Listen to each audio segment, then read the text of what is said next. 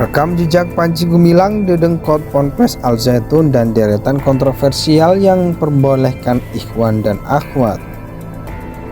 Kita akan bertemu dengan khususnya pimpinannya, kalau bisa kita akan panggil dan kita akan berdiskusi lebih dalam lagi tentang itu. Kalau memang itu hanya adalah salah statement saja ya, dan itu bisa kita mengerti, tetapi kalau memang itu merupakan satu prinsip, persoalannya yang melaporkan ini adalah korban-korban, yaitu masyarakat sendiri, dan pertanyaan yang masuk itu adalah dari korban.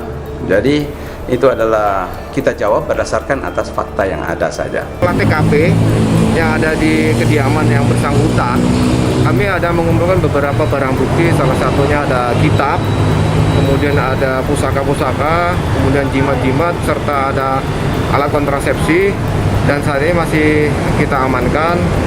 Dan betul memang itu ada di salah satu kediaman orang tersebut. Muncul kembali kemarin di luar, siapa nggak tahu, karena menghendaki jangan sampai terjadi sesuatu, masyarakat langsung menghubungi polsek, langsung polsek bertindak dan diamankan. Nah itu. Adapun ritual seperti itu memang ritual yang tidak dibenarkan dalam agama, cukup gitu. Harus dibina oleh kita. Tadi saya sampaikan mereka jangan juga dijauhkan. Ada ya kehilafan dan lain sebagainya, sentuhan rohani dan lain sebagainya, urusan-urusan yang mungkin menyesakkan dada mereka sehingga ada ya hal-hal yang mereka tidak bisa terima sehingga bermasalah dengan psikisnya. Ya, banyak hal lah yang sehingga ada timbul hal-hal yang tidak kita duga. Bersama-sama MUI dan Kementerian Agama semua bersama-sama dengan OPD kami bisa melakukan zikir dan lain sebagainya. Lalu juga kami hadirkan psikologi anak dan juga petugas sosial kesejahteraan sosial yang juga terkait dengan anak, bagaimana hak-hak anak juga kami perlakukan di sana supaya mereka bisa kembali dalam kondisi yang normal, dan tetap kami bina, kami bimbing walaupun ada beberapa kali ya si Abah A-nya ini selalu kelihatan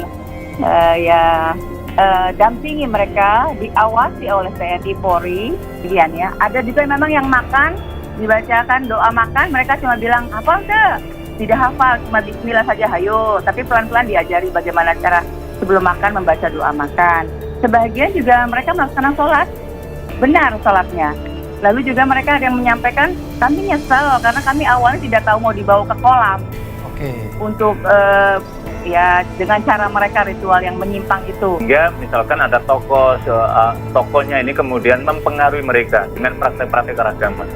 Apa yang terjadi misalkan praktek beragama dengan cara telanjang, kemudian di tempat umum, bagian dari ritual ini jelas ini menyimpang dari tuntunan agama. Sebab di keputusan misalkan di dalam Rakernas Majelis Ulama Indonesia tahun 2007 dan dikuatkan kembali tahun 2013, itu sudah memutuskan tentang suatu paham atau aliran keagamaan dinyatakan sesat apabila memenuhi salah satu dari beberapa kriteria. Di sana ada 10 kriteria. Iya Pak, karena sering berganti tempat gitu. Jadi tadi pasang-pasang ya 12 selama tahun 17 tahun itu Pak? 17 tahun kan? Kalau pas hari kemerdekaan ya dipasang lah. Hanya hari kemerdekaan saja? Hari biasa? Hari biasa. Hari Senin? Ada upacara kan? Kalau kurikulumnya sih enggak. Kemudian lambang-lambang Pancasila, atribut kenegaraan lain. Oleh karena itu, dua pernyataan itu kami tadi dikonfrontirkan kepada para pihak. Jumlah seluruhnya ada 14 pokok masalah. Di antaranya bedah Quran, pengajian malam, rapat malam gelap-gelapan, suami istri yang bukan suami istri yang tidak dibaiat salah satu atau dua-duanya dianggap zina.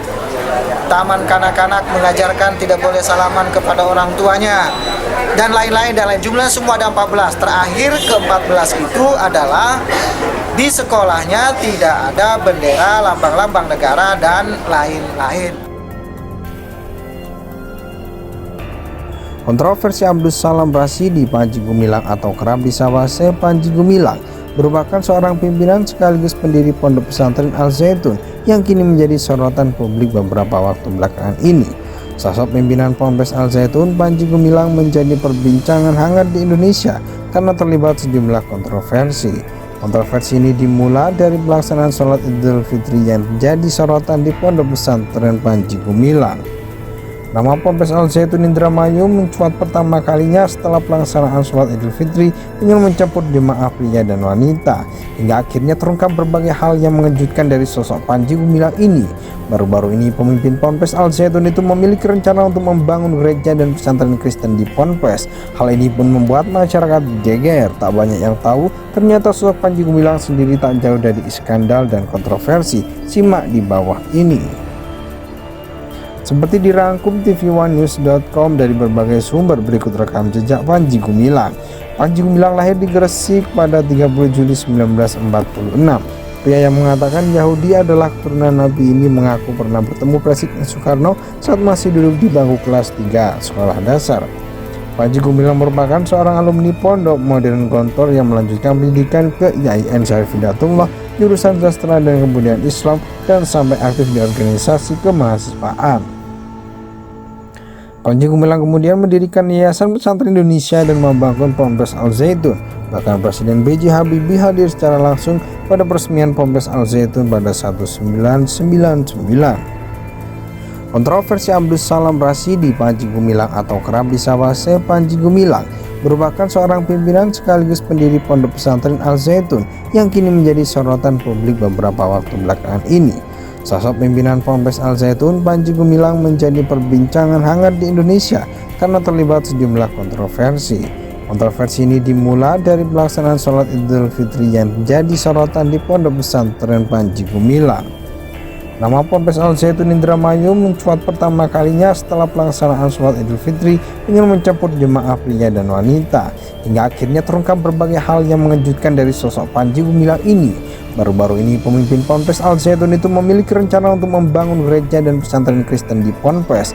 Hal ini pun membuat masyarakat geger. Tak banyak yang tahu, ternyata sosok Panji Gumilang sendiri tak jauh dari skandal dan kontroversi. Simak di bawah ini. Seperti dirangkum TV1news.com dari berbagai sumber, berikut rekam jejak Panji Gumilang.